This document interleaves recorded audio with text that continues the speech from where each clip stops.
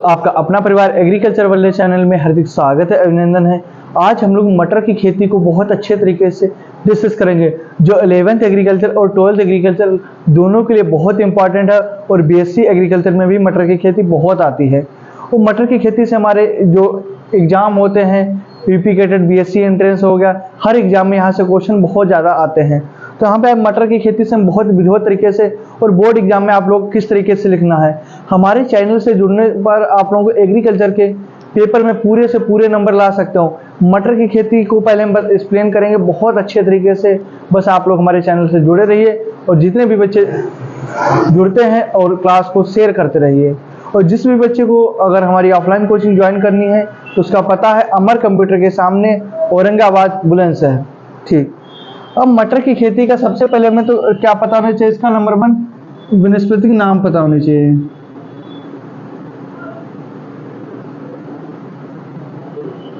ना, इसे कहते हैं हम लोग वर्टिकल नेम। तो सबसे पहले इसका कॉमन नेम होता है जो हम लोग मटर कहते हैं, पी बोलते हैं इसे।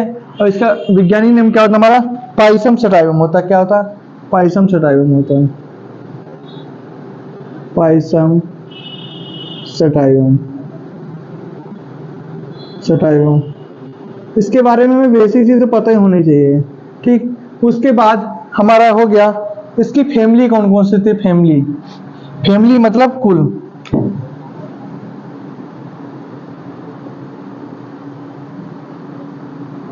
फैमिली, तो जो मटर की हमारी फैमिली होती है कौन सी होती है, फेबेसी। अच्छा, सब लोग जानते हैं मटर एक हमारी क्या है, दलहनी फसल है। दलहनी फसल में हमें नाइट्रोजन बहुत कम डालनी पड़ती है। ठीक, क्या फबेसी। मटर में गुणसूत्र कौन से होता है, गुणसूत्र क्रोमोसोम नंबर, गुणसूत्र। तो मटर में गुणसूत्रों की संख्या हमारी कितनी होती है, 2n बराबर 14। सबसे पहले हमने क्या, मटर का वर्टिकल नेम होता है पाइसम सटाइवम होता है, कुल फेबेसी होता है, गुणसूत्र 14 होता है। अब आ जाता है हमारा उत्पत्ति स्थान।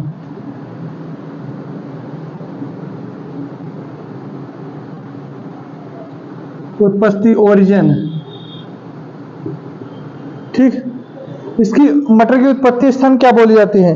तो मटर में जो बहुत ज्यादा क्या मत होते हैं, मत क्या मतलब होता है कि अनेक मतभेद होते हैं, लेकिन हम लोग इसको मटर का उत्पत्ति स्थान इथोपिया मानते हैं। क्या मानते हैं, इथोपिया, इथोपिया। तो मटर का अगर कोई उत्पत्ति स्थान आपसे पूछता है, इथोपिया। अगर आपके पेपर में आती मटर की खेती और करने को आती तो आप इस तरीके से करोगे तो आपको पूरे के पूरे नंबर मिलेंगे रखे। उसके बाद हमारे क्या, जलवायु, जलवायु, क्लाइमेट। तो मटर की खेती के लिए जो क्लाइमेट की ऐसी आवश्यकता होती है, मटर की खेती के लिए ठंडी जलवायु की आवश्यकता होती है। ठंडी का, अच्छा आपने मटर कब बोई जाती है, मटर हमारी रब्बी ऋतु की फसल, अभी आगे बताएंगे। रब्बी मतलब अक्टूबर नवंबर में हमारी मटर बोई जाती है। तो मटर को ठंडी जलवायु की आवश्यकता होती है ज्यादातर, ठंडी जलवायु की, ठंडी जलवायु की, जलवायु की। और इसके लिए टेम्परेचर जो आवश्यकता होती है, औसतन टेम्परेचर 20 से 22 डिग्री होता है। कितना, 20 से 22 डिग्री सेल्सियस। ठीक, तो उसके बाद हमारा आ जाता है मिट्टी, सोयल। हम मटर की खेती के लिए कैसी मिट्टी की आवश्यकता होती है, सोयल।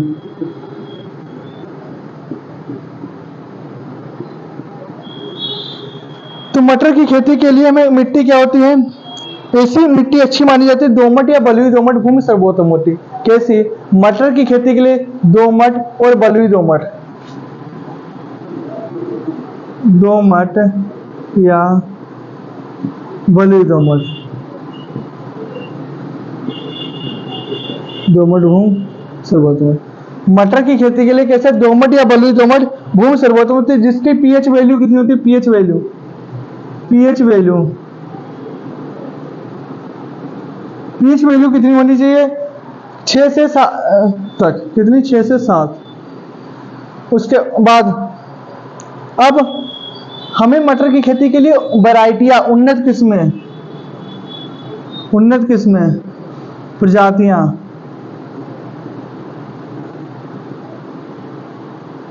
सबसे फेमस जो प्रजाति है कौन सी इसकी, आर्केल है। कौन सी, आर्केल। आर्केल एक अगेती फसल है, सबसे फेमस है, बहुत क्वेश्चन आता है, यूपी के टेट में ले लो, कंपटीशन एग्जाम में ले लो, बीएचयू में ले लो, बहुत ज्यादा एक क्वेश्चन आता है कि आर्केल किस फसल की प्रजाति है, तो क्या बताओगे, मटर की है, कैसी अगेती फसल है। फिर जवाहर मटर 3, उसके बाद हो गई आर्केल, हो गई जवाहर मटर 3, जवाहर मटर हो गया कि उसके बाद हमारी हो गई।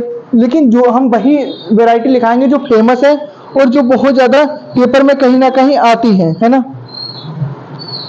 उसके बाद हमारी आ रहेंगी 75। अब यहाँ से जो आती हैं ज्यादातर, आर्केल हो गया, जवाहर मटर हो गया, हरभजन। कौन सी, हरभजन। आपको एक फसल की 5 वैरायटी याद होनी चाहिए, आपका काम हो जाएगा। ठीक, हिसार रहित, हिसार हरित, हिसार हरित, हिसार हरित होती है। पंत उपहार बहुत इंपॉर्टेंट है, पंत उपहार। तो सबसे पहले आप हेडिंग बाय हेडिंग लिखोगे, अपने नोट्स बना लोगे। हम जिस तरीके से लिखाते हैं इस तरीके से आप नोट्स बनाते चलोगे तो आपको एक भी दिक्कत नहीं आएगी, बिल्कुल शॉर्ट कट में। और यहाँ से पेपर में बहुत अच्छे तरीके से आप पॉइंट बाई, देखो पेपर में उसी बच्चे को अच्छे नंबर मिलते हैं जो पॉइंट बाई पॉइंट चीज लिखता है। ये नहीं गाथा लिखते चल के मटर की खेती ऐसे करें वैसे करें वैसे करें, ऐसा नहीं होता ना, क्योंकि जो एग्जामिनर होता है कॉपी चेक करता है वो भी पढ़ा लिखा होता है, तो उनको पता है कि बच्चे पॉइंट बाई उनको समझ में आता लिखने का, है ना। उसके बाद आ जाता है हमारी खेत की तैयारी, इसको हम रेजर करें, नोट कर लिया होगा।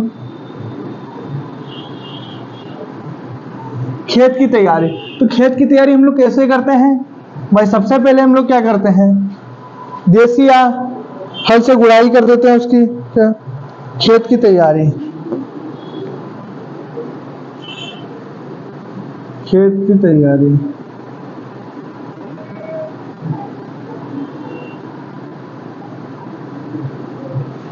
तो इसके लिए हम लोग क्या करें, मटर की बुवाई के लिए सबसे पहले क्या करें, खरीफ ऋतु के तुरंत बाद उसकी क्या कर देंगे, हम जुताई कर देंगे। भाई खरीफ ऋतु जैसे जून जुलाई में कट जाएगी फसल, तो उसके हम लोग जुताई कर देंगे। जुताई करने से क्या होता है, मिट्टी की उर्वरा शक्ति बनी रहती है और उसमें जो कभी खरपतवार होते हैं वो नष्ट हो जाते हैं, क्योंकि गर्मी होती है ना थोड़ी सी। उसके बाद क्या करेंगे,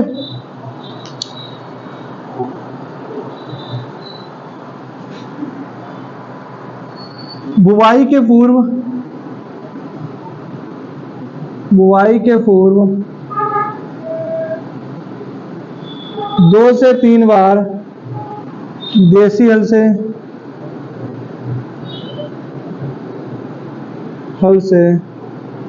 देसी हल से या कल्टीवेटर से, क्योंकि देसी हल तो बहुत बंद हो गए हैं, कल्टीवेटर से जुताई कर देते हैं,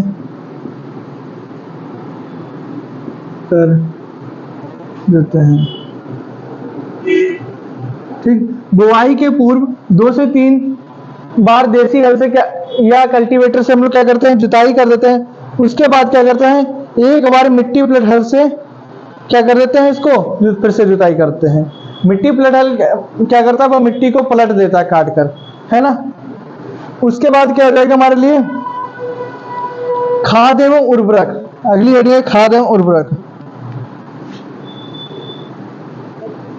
खाद एवं उर्वरक,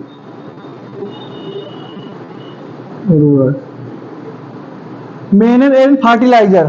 ठीक, अब हमें पता है मटर एक हमारी दलहनी फसल है, दलहनी फसलों में नाइट्रोजन की कम आवश्यकता होती है। क्या होती है, दलहनी फसल में नाइट्रोजन की कम आवश्यकता होती है, क्योंकि इसकी गांठों के अंदर राइजोबियम नामक जीवाणु पाया जाता है। वो वायुमंडल की 78-79% वायुमंडल में जो नाइट्रोजन पाई जाती है उसको क्या कर लेता है, एब्जॉर्ब कर लेता है। उसकी गांठों में राइजोबियम नामक जो जीवाणु पाया जाता है, इसलिए दलहनी फसल की फसलों में नाइट्रोजन की कम आवश्यकता होती है। तो उसमें हम लोग क्या करें, गोबर की खाद डाल देते हैं। तो हम लिखेंगे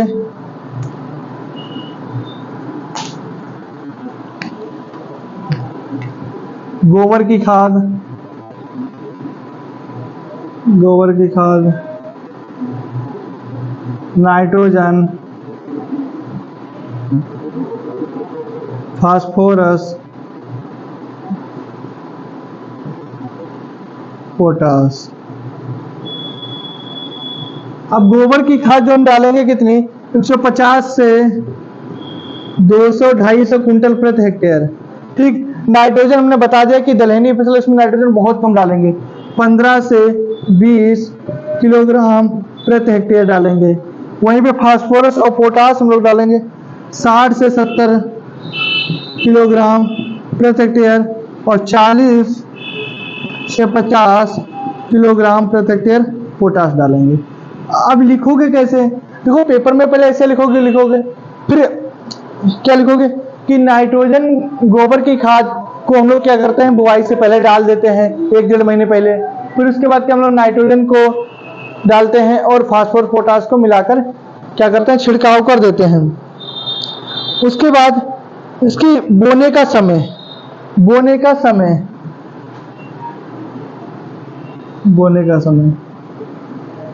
जैसा कि हमने बता दिए थे, मटर की बुवाई के लिए अक्टूबर नवंबर में बुवाई की जाती है। क्या कब की जाती है, अक्टूबर नवंबर में मटर की बुवाई की जाती है ना।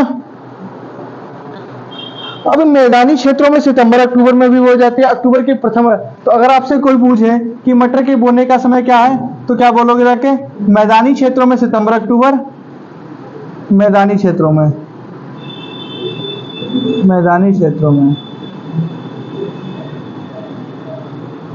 सितंबर से अक्टूबर या अक्टूबर के प्रथम वीक के प्रथम सप्ताह, है ना। उसके बाद बीज दर, तो मटर की खेती के लिए बीज की आवश्यकता होती है। भाई बीज जो होता है ऐसा होना चाहिए, परिपक्व होना चाहिए, मैच्योर होना चाहिए और शुद्ध होना चाहिए। तो अगेती फसल के लिए बीज दर, अगेती के लिए और पछेती के लिए, और पछेती के लिए अगर हम बोएंगे तो ज्यादा बीज की आवश्यकता होती है। अगेती के लिए 80 से 100 किलोग्राम और पछेती के लिए 50 से 75 किलोग्राम, 70 या 75 डाल दो। ठीक। हमने क्या बताया, खेत की तैयारी बुवाई के पूर्व 2 से 3 बार देसी हल से या कल्टीवेटर से करनी चाहिए। खाद उर्वरक, गोबर की खाद 150 से 200 कुंटल, नाइट्रोजन 15 से 20 किलोग्राम, फास्फोरस 60 से 70-80 किलोग्राम और पोटास 40 से 50 किलोग्राम प्रति हेक्टेयर की दर से डालनी चाहिए। बोने का समय मैदानी क्षेत्रों में सितंबर अक्टूबर में बुवाई करनी चाहिए या अक्टूबर के प्रथम वीक में। बीज दर अगेती के लिए 80 से 100 किलोग्राम प्रति हेक्टेयर, पछेती के लिए 50 से 70 किलोग्राम प्रति हेक्टेयर होनी चाहिए। ठीक है। अब बीज उपचार, इसको मेजर करते हैं बीज उपचार। तो बीज का उपचार जरूर करना चाहिए, क्योंकि आजकल इतने कीट लग रहे हैं कि फसल को बचाना भी बड़ा मुश्किल पड़ जा रहा है। तो बीज को उपचारित करके ही बोना चाहिए रखे, क्योंकि अगर बीज को उपचारित करके नहीं बोएंगे तो हमारी बीज क्या होगी रखे, फिर फसल अच्छी ना होने के कम चांस होंगे रखे। तो बीज उपचार,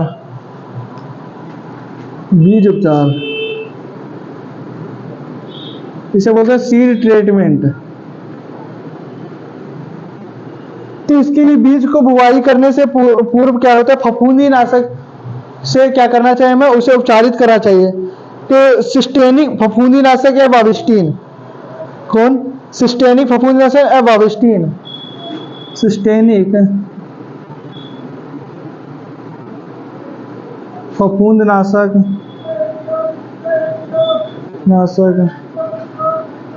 या वाविस्टीन। वाविस्टीन की 2.5 किलोग्राम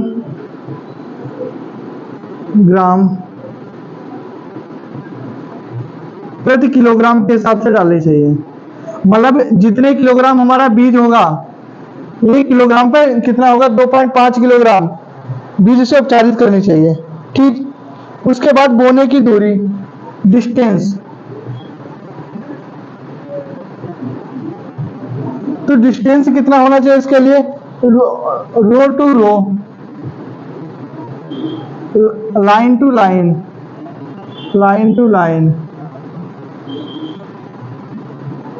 लाइन टू लाइन का डिस्टेंस 30 से 40 सेंटीमीटर होना चाहिए।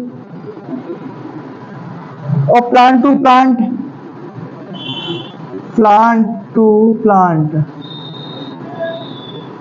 प्लांट टू प्लांट का डिस्टेंस 4 से 5 सेंटीमीटर होनी चाहिए। ठीक। और बीज की गहराई, बीज की गहराई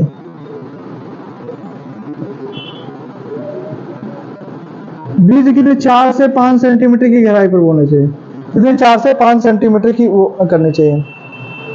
अब खरपतवार हमने कहा मटर हमारी दलहनी फसल है तो उसको क्या खुरपी से या खरपतवार नियंत्रण कर सकते हैं। खुरपी से एक दो बार प्रारंभिक अवस्था में इसकी क्या करते हैं हम लोग, गुड़ाई कर देंगे। सिंचाई, सिंचाई तो मटर की खेती के लिए 2 से 3 सिंचाई आवश्यक पर्याप्त रहती हैं। क्या 2 से 3 सिंचाई, कितनी 2 से 3 सिंचाई पर्याप्त रहती हैं। ठीक। उसके बाद उपज,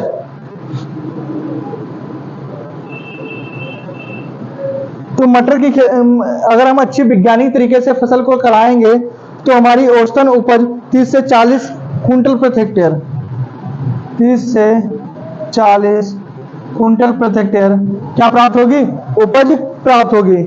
और उसके बाद अगर हम लोग क्या करेंगे, औसतन उपज इसकी क्या हो जाती है, मतलब हरी फलियों द्वारा 60 से 70 कुंटल हो जाता है। और मटर की खेती के लिए जो रोग लगते हैं, जैसे बुकनी रोग लग गया, ठीक, उगटा रोग, आधा रोग, नंबर 1 उगटा रोग, बुकनी रोग। अब उगटा रोग होता क्या, आप पहले समझ लो। जो हमारा उगटा रोग है, रोग प्रारंभिक अवस्था में पौधों की पत्तियों पर लगता है। क्या करता है, या प्रारंभिक अवस्था में पौधों की पत्तियों की ऊपरी की नीचे, ऊपरी पत्तियों की क्या होता है, नीचे की ओर पीली पड़ने लगती है। ऊपरी पत्तियां क्या होती है, नीचे की ओर से पीली पड़ने लगती हैं। तो किसकी पहचान, उगटा रोग की। अगर आपकी फसल में अगर मटर की खेती आप कर रहे हैं तो उसका क्या होगा कि ऊपर की पत्तियां को निचली होते हैं, निचली परत पे क्या होने लगेंगी, पीली होने लगेंगी। तो इसको हम क्या करेंगे, अगर ऐसा अगर 1-2 पौधों में तो उसको उखाड़ कर फेंक देंगे, और नहीं तो हम 500 मिलीलीटर के ट्राइकोडर्मा का छिड़काव कर देंगे। किसका, ट्राइकोडर्मा का छिड़काव कर देंगे। और बुकनी जो रोग होता है, यह पत्तियों, फलियों और तने पर सफेद चूड़ सा दिखता है। किसका, पाउडरी मिल्ड्यू इसे को बोलते हैं। क्या कहते हैं, सफेद चूड़ सा दिखता है। तो इससे क्या बात है, क्या लेंगे, इसकी अवरोधी किसमें हम लगाएंगे, और या तो घुलनशील गंधक या डाइनोकेप का छिड़काव करेंगे। किसका, घुलनशील गंधक या डाइनोकेप का जो छिड़काव करेंगे। अब कीट नियंत्रण का कैसे करेंगे, इसके लिए तना छेदक या मक्खी होती है, काले रंग की मक्खी होती है प्रारंभिक अवस्था में। ज्यादातर फसल को प्रारंभिक अवस्था में ही बचाना मुश्किल होता रहते हैं। और आप लोगों को क्लास अच्छी लगी हो तो क्लास को शेयर करें, लाइक करें। थैंक यू, धन्यवाद। जय हिंद, जय भारत, वंदे मातरम।